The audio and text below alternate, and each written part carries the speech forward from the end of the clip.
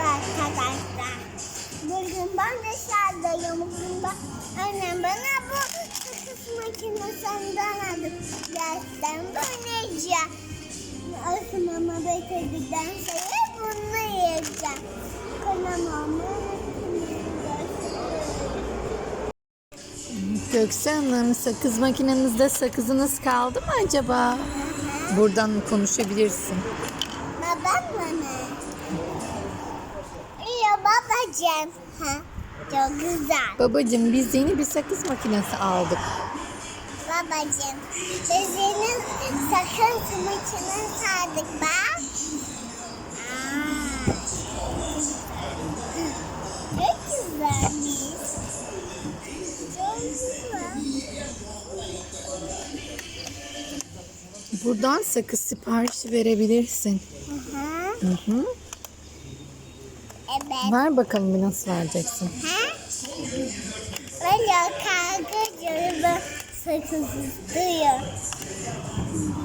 Çok güzel.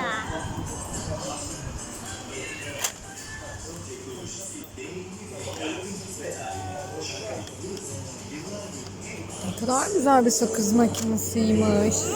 Barbie'li galiba. Evet, Barbie'de tam bana gelir. Nasıl oluyor biliyor musun?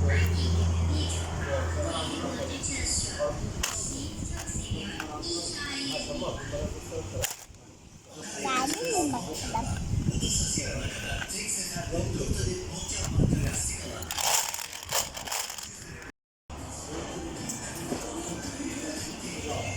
Sevmedin mi?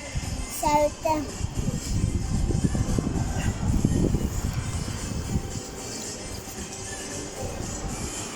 Ne renk bir sakız?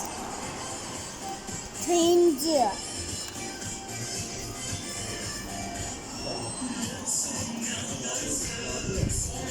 Bir de babam mı yakıyor? Bakayım nasıl çiğniyorsun.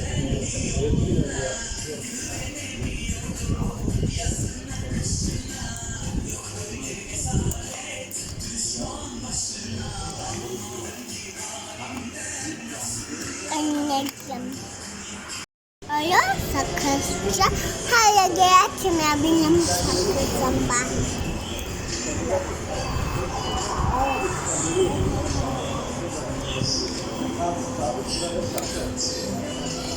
Arayan kimmiş?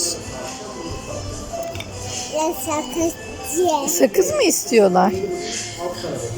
Hayır istemiyorlarmış. Ben istiyormuşum. Onlar da istiyormuşum. Hayır benim sakızım var dedim.